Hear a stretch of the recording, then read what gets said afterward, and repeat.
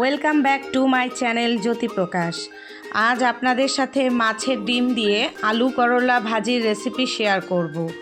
আশা করছি আজকের রেসিপিটা আপনাদের ভালো লাগবে। ভালো লাগলে অবশ্যই একটা লাইক দিয়ে চ্যানেলটি সাবস্ক্রাইব করে পাশে থাকা বেল বাটনটি বাজিয়ে দিন। চলে যাচ্ছি মূল রেসিপিতে। চুলায় একটি প্যান বসিয়ে দিয়ে তাতে তেল দিয়ে একটু গরম করে নেব। এবারে হাফ কাপ পরিমাণ পেঁয়াজ কুচি দিয়ে একটু ভেজে নেব।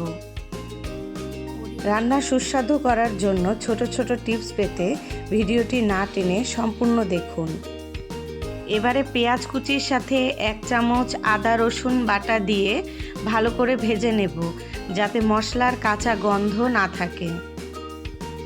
এবারে একে একে হাফ চামচ হলুদ গুঁড়া, হাফ চামচ জিরা গুঁড়া, হাফ চামচ গরম মশলার গুঁড়া, 1 চামচ লবণ দিয়ে ভালো করে ভেজে লাল করে নিয়ে 1 কাপ পরিমাণ পানি দিয়ে দেব, যাতে মশলা পুড়ে না যায় খেয়াল রাখতে হবে।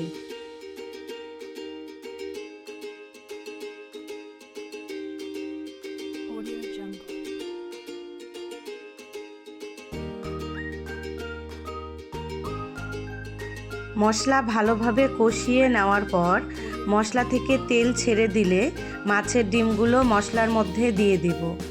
ডিমগুলো আমরা মোটামুটি 50% মতো ভেজে নেব।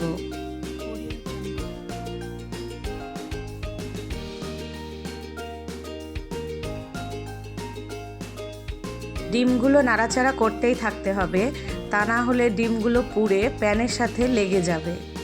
ডিমগুলো 50% ভাজা হয়ে এলে কুচি করে কেটে রাখা আলুগুলো দিয়ে দেব। করলা সিদ্ধ হতে আলুর থেকে কম সময় লাগে, তাই করলাগুলো পরে দেব। এবারে করলা দিয়ে ভালোভাবে মিশিয়ে নিয়ে ঢেকে দেব।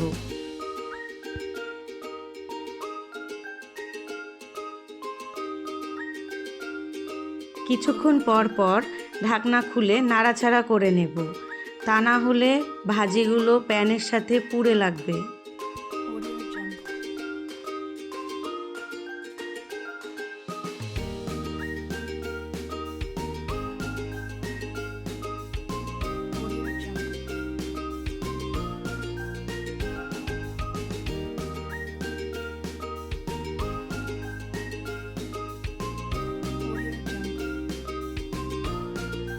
এবারে কাটা কাঁচামরিচগুলো দিয়ে দেব। এবারে একটা গোপন টিপস দিয়ে দেব। মাছের ডিমের আঁশটে গন্ধ দূর করার জন্য হাফ চামচ লেবুর রস দিতে পারেন। এতে সুন্দর একটা ফ্লেভার আসবে এবং করলাও তিতা লাগবে না।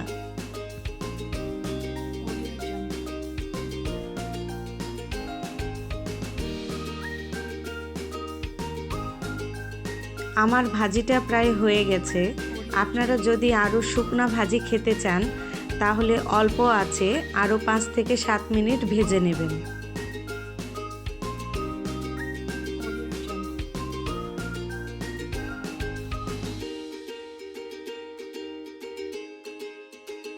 ছোট ছোট টিপস সহ এমন আকর্ষণীয় ও লোভনীয় রেসিপি পেতে চাইলে আমার চ্যানেলটি সাবস্ক্রাইব করে পাশে থাকা বেল বাটনটি বাজিয়ে দিন।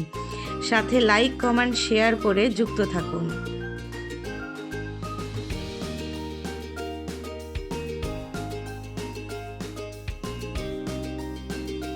আমার ভাজিটা হয়ে গেছে, এবারে পরিবেশনের পালা। আপনারা এই ভাজি ভাত রুটি সব কিছুর সাথেই খেতে পারবেন। রেসিপিটি সম্পূর্ণ দেখার জন্য আপনাকে ধন্যবাদ।